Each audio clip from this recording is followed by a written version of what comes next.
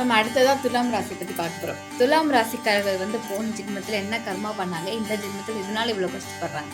பொதுவாக பார்த்தீங்கன்னா, துலாம் நிறைய பேருக்கு பார்த்தீங்கன்னா, இந்த ஆன்செஸ்ட்ரல் கர்ஸ் அப்படின்றது இருக்கும். அவங்களோட முன்னோர்களோட சாபம் அப்படின்றது இருக்கும். அதே மாதிரி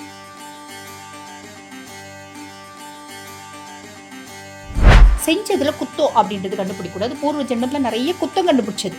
புரியுது, நீ என்னத்தை செஞ்சுட்ட போ, நீ எல்லாம் இப்படிதான் அப்படிதான், சாம்பாரை வச்சிருக்க வாயில வைக்க முடியல அப்படின்ற மாதிரிலாம் சில சொல்லுவாங்க. பார்த்தீங்களா, இந்த கர்மிக் எஃபெக்ட் எல்லாம்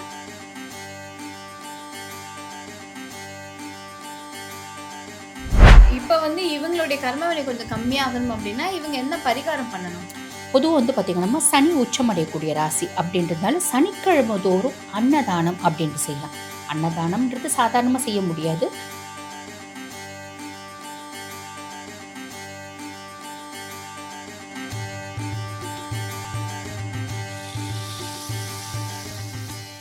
நம்ம எல்லாருக்குமே கர்மா அப்படின்னா ரொம்ப நல்லாவே தெரியும். ஆனா எதனால இந்த கர்மா நம்ம வாழ்க்கையில இப்படி செய்யுது அப்படின்னா நம்ம யாருக்குமே தெரியாது.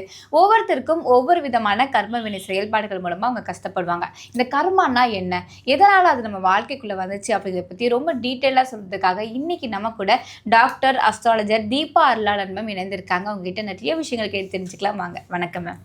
வணக்கம். எப்படி இருக்கீங்க? நல்லா இருக்கேம்மா. நீங்க நல்லா இருக்கீங்க? நல்லா இருக்கேன் மேம். மேம், இன்னைக்கு நம்ம கர்ம வினை பற்றி பார்க்க போகிறோம். எனக்கு இந்த கர்மாவில் ரொம்ப ஒரு பெரிய சந்தேகம் என்ன அப்படின்னா, எனக்கு மட்டும் உடனே கர்மா நடந்துருது மேம். ஆனால் நான் கண்கூட பார்க்குறேன் நிறைய பேர் எவ்வளோ பெரிய விஷயம் அசால்ட்டாக பண்ணிட்டு ஜாலியாக சுற்றுறாங்க. இப்போ வரைக்கும் இந்த கர்மா அஃபெக்ட் ஆகுதா அப்படின்னா ஆக மாட்டேங்குது. எனக்கே டவுட், கர்மாவுக்கு கண்ணு இருக்கா இல்லையா, இல்லை தூங்குதா அப்படின்ற மாதிரி நான் நிறைய தடவை யோசிச்சிருக்கேன். இந்த கர்மா அப்படிங்கிறது எதனால் நம்ம வாழ்க்கைக்குள்ளே வந்துச்சு, எதனால் நடக்குது அப்படி ஒரு கேள்விக்கு ஒரு பதில் சொல்லிடுங்க. அது மட்டும் இல்லாமல் இந்த கர்மா எப்போ மேம் அவங்களுக்கு ஆக்டிவேட் ஆகும், அதை பற்றி எங்களுக்கு விளக்கமாக சொல்லுங்கள். கண்டிப்பாம்மா. பொதுவாக இந்த கர்மிக் எஃபெக்ட்ஸ் அப்படிங்கிறத பார்த்தீங்கன்னா, கர்மா அப்படின்றது நல்ல கர்மாவும் உண்டு, கெட்ட கர்மாவும் உண்டு. இப்போ நீங்கள் மீன் பண்ணுறது பார்த்தீங்கன்னா கெட்ட கர்மா. நான் ஏதாவது கெட்ட செஞ்சதுதான் உடனே எனக்கு பார்த்தீங்கன்னா பிரச்சனை வந்துடுது. ஒரு சிலர் எவ்வளோ கெட்ட செஞ்சாலும் சந்தோஷமா இருக்காங்க அப்படின்னு தான் கேட்குறீங்க இல்லையா? யாராலையும் அப்படி சந்தோஷமா இருக்க முடியாதுமா. நல்லவங்க கெட்டு போனதா சரித்திரமும் இல்லை, கெட்டவங்க நல்லா வாழ்ந்ததாகவும் சரித்திரம் இல்லை. காரணம் என்ன, இப்போ இதை நம்ம சொல்லும்போது ஆரம்பத்திலேயே சிலர் கமெண்ட் போடுவாங்க, கெட்டவங்க தான் நல்லா வாழறாங்க அப்படின்னு. இல்லம்மா, அது உண்மை கிடையாது. பொதுவாக பார்த்தீங்கன்னா 3 விஷயம் வாழ்க்கையில் தோத்து போனதா சரித்திரமே கிடையாது. அது என்ன அப்படின்னா, நம்ம நல்லவங்களா இருந்தால் நம்மளுக்கு கெட்டது நடக்காதுமா. கெட்டது நடக்கிற மாதிரி தோணும், ஆனால் கண்டிப்பாக நம்ம நல்லா இருப்போம். சரிங்களா? 2வது பார்த்தீங்கன்னா, நம்மளோட முயற்சியும் உழைப்பும் என்றைக்குமே தோற்று போகாது. 3வது நம்மளோட இறை வழிபாடு தோற்று போனதாகவும் சரித்திரம் கிடையாது. அப்படி இருக்கும்போது நீங்கள் கேட்குற மாதிரி ரொம்ப தப்பானவங்க ஓஹோன்னு வாழறாங்களே அப்படின்ற எண்ணம் இருக்கும். ரொம்ப தப்பானவங்க எவ்வளோ ஓஹோன்னு வாழ்ந்தாலும் சனி எப்போ சரியில்லாமல் வரான், கோச்சார பிரகாரம் சனி பகவான் பாருங்கள், 7 நாட்டு சனியாக வராரு, அஷ்டம சனியாக வராரு, அர்த்தாஷ்டம சனியாக வராருன்னு போது நீ என்ன தப்பு செஞ்ச, அந்த தப்புக்கு எல்லா அளவும் பார்த்தீங்கன்னா நான் பஞ்ச வைக்காம அதுக்கான பனிஷ்மெண்ட்டை கொடுத்துருவேன்ப்பா. உன்னை எங்கே அடிச்சா வலிக்கும். பொதுவாக பார்த்தீங்கன்னா, நான் ஒரு தப்பு செஞ்சேன், என்ன பாடாப்படுத்துறதை விட என் குழந்தைங்க மேலே இம்பேக்ட் வருது அப்படின்னும் போது, அவங்களோட வாழ்க்கையில் ஒரு ப்ராப்ளம் வருது அப்படின் போது நான் ஒரே முட்டை நொந்து போயிடுவேன்னா, அப்போ உன்னை எங்கே அடிச்சா வலிக்கும்னு சனிக்கு தெரியும். உன்னை அடிச்சா வலி ஜாஸ்தி வருமா, இல்லை உன்னை சார்ந்தவங்களை அடிச்சா வலி ஜாஸ்தி வருமா? ஒவ்வொருத்தவங்களுக்கும் ஒரு பார்த்தீங்கன்னா ஒரு வீக்னஸ் அப்படின்றது இருக்கு. ஒவ்வொருத்தவங்களுக்கு பார்த்தீங்கன்னா உங்களோட கேரக்டர் வீக்காக இருக்கலாம். ஒவ்வொருத்தவங்களுக்கு அவங்களோட குணாதிசயங்கள், எனக்கு ஆடம்பரமாக வாழணும், தப்பான வழியில் போகணும், சம்பாதிக்கணும், அந்த மாதிரி ஒரு வீக்னஸ் இருக்கலாம். ஒரு சிலருக்கு பார்த்தீங்கன்னா என் குழந்தை தான் என்னோட வீக்னஸ். அப்போ அந்த குழந்தைங்க அதான் சொல்லுவாங்க பார்த்தீங்களா, பொதுவாக பார்த்தீங்கன்னா மாதா பிதா செய்கிற தர்மமும் கர்மமும் மக்களுக்கு அப்படிம்பாங்க. அப்போ நீ நல்லா கூட வாழ்ந்துடலாம்ப்பா, உன் குழந்தைங்க உன் வம்சம் நல்லா வாழணும் இல்லையா?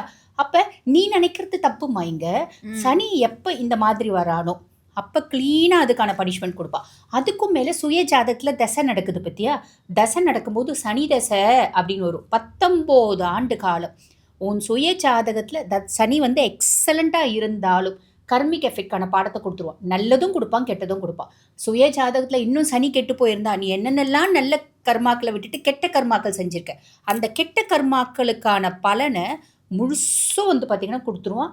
அதை நம்ம அனுபவிச்சு தான் ஆகணும். அதனால தான் நம்ம ஒவ்வொரு நாளும் நம்ம நிற்கும் போதும், நடக்கும் போதும், பேசும்போதும், ஒரு செயலை செய்யும் போதும் நமக்கு மேலே ஒருத்தவன் இருக்கான்ப்பா, நம்ம பார்த்தீங்கன்னா நம்ம ஹானஸ்ட்டாக இருக்கணும் அப்படின்ற எண்ணங்களோடு நம்ம வாழறோம் அப்படின்னா சின்ன சின்ன கஷ்டங்கள் வரும் தான்.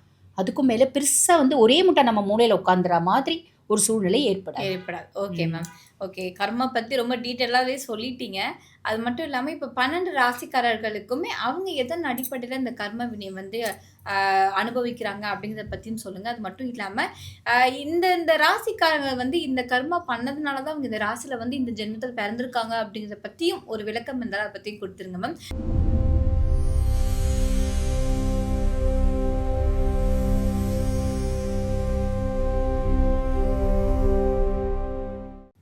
மேம் அடுத்ததா துலாம் ராசி பத்தி பார்க்க போறோம். துலாம் ராசிக்காரர்கள் வந்து போன ஜென்மத்தில என்ன கர்மா பண்ணாங்க? இந்த ஜென்மத்தில எதனால இவ்வளோ கஷ்டப்படுறாங்க?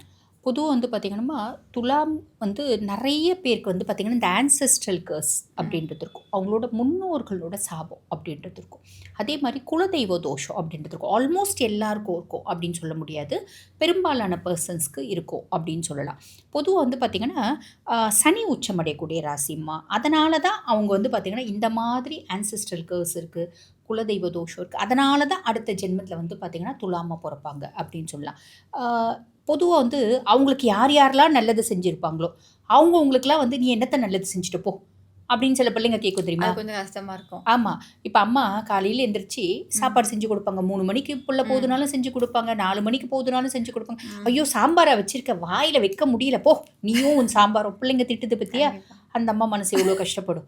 ஆ ஏன் நான் 3 மணிக்கெல்லாம் எந்து செஞ்சேன். என்ன 3 மணிக்கு செஞ்ச? 3 மணிக்கு செஞ்சேன்னு பெருசா சீன் போட்டுட்டு இருக்க. உன் கடமை நீ செஞ்ச. எல்லா அம்மாவும் ம். செய்யணும்னு ஏதாவது இருக்கா என்ன? ம். இல்லையே! இல்லையே! இந்த அதாவது எத்தன அம்மாக்கள் சாப்பாடே செஞ்சு தராம உட்கார்ந்துட்டு இருக்க அம்மாக்கள் எத்தனையோ நம்ம பார்க்குறோமா இல்லையாம்மா? இருக்காங்க. அப்ப பெத்த தாய்னா இதெல்லாம் உழுந்து உழுந்து செய்யணும்னு ஏதாவது கடமை இருக்கா? ஏதாவது அவசியம் இருக்கா? இல்லையே!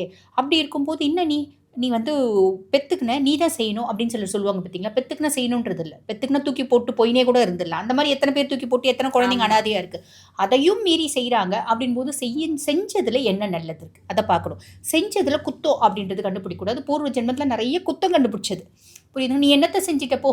நீ எல்லாம் இப்படிதான், அப்படிதான். சாம்பாரா வச்சிருக்க, வாயில வைக்க முடியல." அப்படின்ற மாதிரிலாம் சிலர் சொல்லுவாங்க பார்த்தீங்களா? இந்த கர்மிக் எஃபெக்ட் எல்லாம் அடுத்த ஜென்மத்தில வரும். இப்ப நெறைய பேர் யோசிப்பாங்க, "அப்ப பேசவே கூடாதாட்ட இருக்குடா சாமி" அப்படின்னு. இவங்க அந்த மாதிரி கர்மிக் எஃபெக்ட் இருக்கிறதுனால தான் துலாம்ல பொறந்திருப்பாங்க. துலாம பொறுத்தவரைக்கும் ராசியாதிபன் சுக்கிரனா இருந்தாலும், சனி உச்சமடையக்கூடிய ராசி.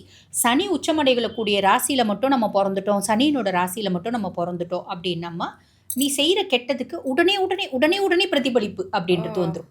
புரியுதாம்மா? புரியுது, நம்ம புரியுது. சுய ஜாதகத்துல சனி வந்து சனி ம். தசை நடக்குது ஆ. அப்படின்னாலும், அப்பா நான் நடக்கும்போது கூட பார்த்து தான்ப்பா நடக்குவேன். ஓகே. நான் யாராவது லிஃப்ட்ல 4 பேர் தான் 5 பேர் தான் ஏறணும். ஒரு வயசானவங்க இருக்காங்க. நான் போய் ஏறிட்டேன். அவங்க வந்து நிக்கிறாங்க. நான் வெளிய வந்துடணும். மீதி பேர் வெளில வராங்களோ, வரலையோ அத பத்தி கவல இல்ல. நான் வந்துரணும். நான் வந்துடணும். ம். பாவம் அவங்களால முடியல. அவங்க போட்டும் அப்படின்னு விடுற அப்படின்னா நீ நல்லா இருப்ப. ஆ. நான் போவேன் அப்படின்னா, அங்க வந்து பார்த்தீங்கன்னா, போற வேலை நடக்காம போயிடும். ரைட்டு. ஏன்னா, சனி உச்சமடையக்கூடிய ராசி அப்படின்றதுனால, நான் வந்து எப்பயுமே பெர்ஃபெக்ட்டா இருக்கணும். பெர்ஃபெக்ஷனிஸ்ட்ன்ற ஒத்த வார்த்தை துலாமுக்கு தாம்மா பொருந்தும். ம். அந்த அளவுக்கு பெர்ஃபெக்ட் பெர்சனாலிட்டீஸ். அந்த பூர்வ ஜென்ம கர்மிக் எஃபெக்ட்ட இவங்க இப்ப எப்படி அனுபவிப்பாங்க அப்படின்னா, எல்லாமே கரெக்ட்டா இருப்பாங்க. பொதுவா காலபுருஷனுக்கே 7ஆம் பாவம். எப்பயுமே லைஃப்ல இருக்க இம்பேலன்ஸஸ சரி பண்ணிட்டே இருப்பாங்க. ஒரு துளாராசி அப்பா இருக்கு அப்படின்னா, குழந்தைங்க கஷ்டப்பட வேண்டாம். மனைவி கஷ்டப்பட வேண்டாம். ஒரு துளாராசி அம்மா இருக்கு அப்படின்னா, ஃபேமிலியே சந்தோஷமா இருக்கும். எப்படி அப்படின்னாம்மா, காசு சம்பாரிச்சுட்டே இருப்பாங்க. சம்பாரிச்சுட்டு சேர்த்து வச்சுட்டே இருக்கணும் அப்படின்ற எண்ணம் இருக்கும். அடிச்சு புடிச்சு சம்பாதிக்கிறது இல்ல. ஹார்ட் ஒர்க் பண்ணி சம்பாரிச்சு சேர்த்து வச்சுட்டே இருக்கணும். ஐயோ! என் குழந்தை பின்னாடி இந்த காலேஜ்ல சேர்க்கணும். குழந்தைக்கு 5 வயசு ஆகும். குழந்தைக்கு இந்த காலேஜ்ல சேர்த்துரும். இந்த ம். இடத்துல வந்து படிக்க வைக்கணும். குழந்தைக்கு இப்படி கார் வாங்கி கொடுக்கணும், இப்படி பைக் வாங்கி கொடுக்கணும் அப்படின்ற எண்ணம்லாம் இருக்கும். ஒரு ஐடியல் மதர், ஐடியல் ஃபாதரா இருப்பாங்க. ஆனா, பின்னாடி அவங்க ஏதாவது சொல்றாங்க அப்படின்னு வச்சுக்கோங்களேன், அம்மா வேற ராசி, அம்மா சப்போர்ட் பண்றாங்க. அப்பா வந்து ஸ்ட்ரிக்ட்டா இல்ல கண்ணு இப்படிதான் பண்ணணும், அப்படிதான் பண்ணணும் அப்படின்னு சொல்றாங்கன்னா, எல்லாம் செய்வாங்க. இவங்களோட பேசுவாங்க. எக்ஸலென்ட்டா பேசுவாங்க. எப்படி பேசுவாங்க அப்படின்னா, வெட்டு 1 துண்டு 10 அதுதான் துலாம்னோட பேச்சு. கோவம் வந்துச்சுன்னா அட்டமெண்ட்டா ஆர்க்யூ பண்ணுவாங்க. இவங்க ஒத்த கோவத்துல எல்லாம் பிள்ளைங்கலாம் சொல்லும். எங்க அம்மா ஐடியல் மதரு. எங்க அப்பா அப்பா எங்க அப்பா இருக்கு. எங்க அப்பா பார்த்தாலே எனக்கு ஆவறதில்லப்பா. எங்க அப்பா இருக்கிறாருன்னா நான் வீட்டுக்கு லேட்டா தான் போவேன். அப்படின்லாம் சில பிள்ளைங்க சொல்லும் பாத்தியா? ம். அது வந்து துலாம நெறைய பேர் சொல்லுவாங்க. ம். காரணம் என்ன அப்படின்னா, இவரு எவ்ளோ செஞ்சாலும் அவங்களுக்கு அதனோட வேல்யூவே தெரியாது. இவரு பேசிடுறதுனால. கோவம் வந்துச்சு அப்படின்னா அட்டமெண்ட்டா பேசுவாங்க. நல்ல ஆர்கியூமெண்டல் நேச்சர் அப்படின்றது இருக்கும். அந்த பூர்வ ஜென்ம கர்மிக் எஃபெக்ட் இந்த ஜென்மத்தில வந்து பார்த்தீங்கன்னா, வேலை செய்யும் இருக்கும். அப்படின்லாம். ம். பிள்ளைங்க சொல்லும், "என்னத்த நீ பெருசா செஞ்சுட்ட?"